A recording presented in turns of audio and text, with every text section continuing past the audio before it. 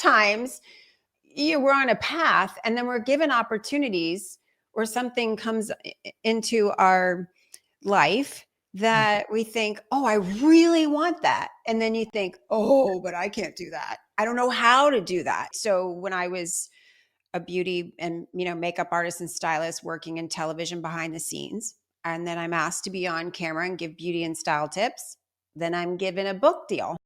So I write a book about my journey and not only beauty, but also building my inner confidence.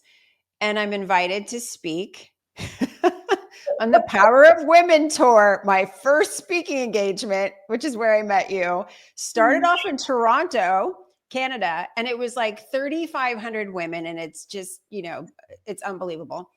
I get up and speak, and I'm sharing my, my little presentation I put together, and get off stage. And next thing I know, my agent calls and she's like, what happened?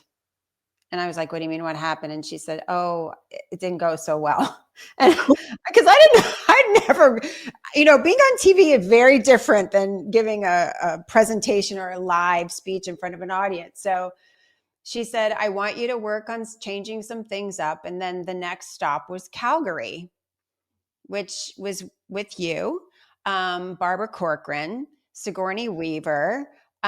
We had Suzanne Summers there. I think Ellen DeGeneres was supposed to be there, but she couldn't make it. So I arrived at this conference just terrified, thinking I'm going to bomb again. And this is just, what am I going to do? But I've committed. You can't just quit. So I walk into the pre-event and I meet you.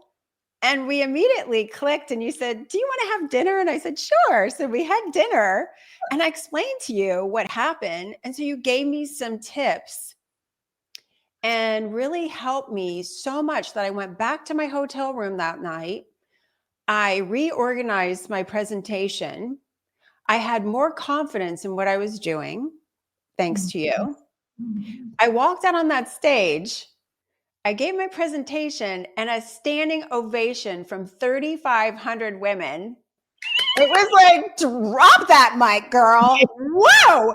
And I look over to my left, and there's Suzanne Summers getting ready to come, on stage after me and speak. And I just thought, oh my gosh, I did it. And so I share that story because I know I'm sure every single person listening here has had that experience where they just think, there's no way I can do it. And then maybe they try and they don't do so well.